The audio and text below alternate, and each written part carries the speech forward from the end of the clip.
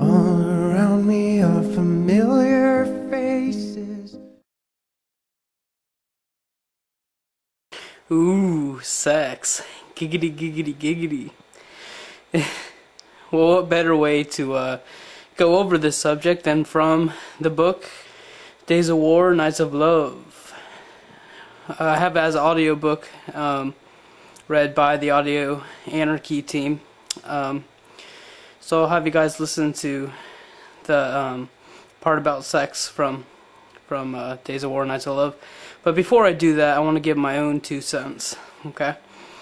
Now, sex could be one of the most self-liberating actions, and in fact, it's one of the few things that can't be controlled, or your sexual urges, under normal circumstances. But I just want to make it clear that I don't support the act of cheating. And the reason I don't support the act of cheating is because normally, when you get together with somebody, there's a mutual consent that you're not going to, you have a mutual agreement that you're not going to cheat on each other. So when you do cheat on that person, you could possibly dictate the rest of their lives. You break their heart, and it could really ruin them for the rest of the time. Now, it might not always, but it can, and it does to some people, to many people. So, just want to make it clear that I don't endorse the act of cheating. Okay? So, here is S is for Sex from Days of War and Nights of Love, read by the Audio Anarchy team. S is for Sex and Space. Vanguard of the Sexual Revolution. An ad hoc committee consisting of all the people at any given time who are having sex that either is broadening to their personal horizons, is socially prohibited, or takes place in a barely concealed public space. It often includes fresh young lovers, reckless life artist types, and men and women of all ages entering into unexpected affairs. Masturbating adolescents who live with their parents are always considered honorary members. Conquest-seeking, so-called libertines are excluded on principle, of course. Here is the VSR manifesto, composed by Nadia C., in a library one night when she hadn't made love for an agitating 3 days. Or perhaps on a still Christmas morning after a night of passionate sex with a woman she had wanted for years. A call into arms.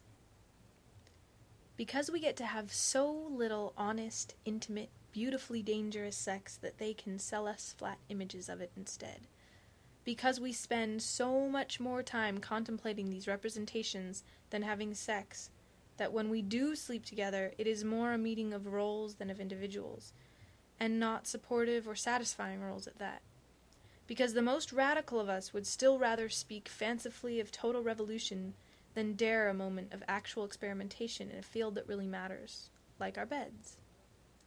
Because as long as our own sexualities are constructed by the media of silence and the culture of violence, each of us is a Trojan horse bearing our own enemies, the fetishization of domination and submission, the paralysis of fear and shame, everywhere we go.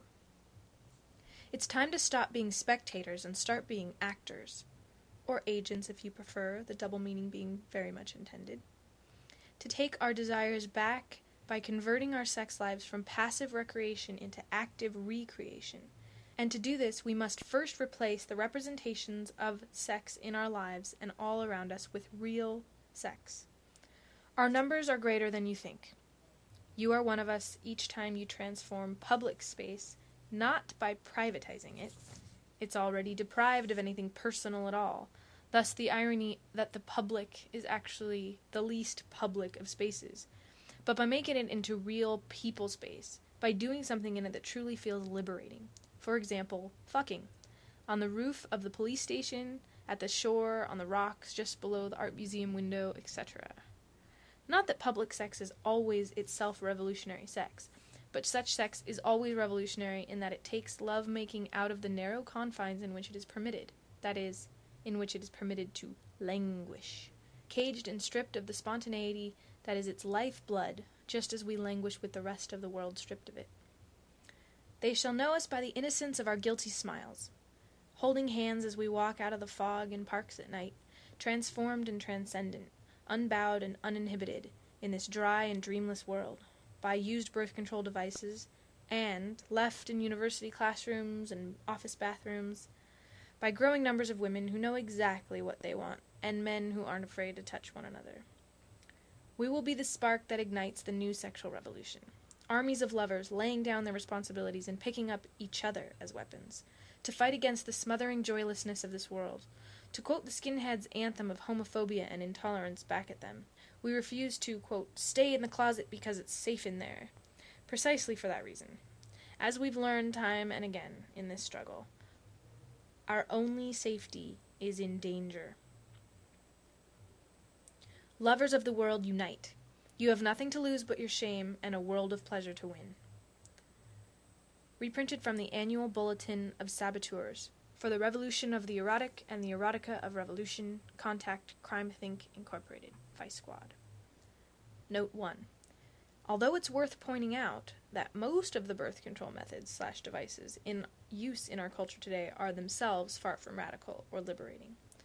Another aspect of the commodification of our lives in general, and sexuality in particular, is that we're supposed to buy a product for everything, even the most natural and personal of our activities, like sex. More often than not, a chemical product that fucks around with our bodies in 100 scary ways, too.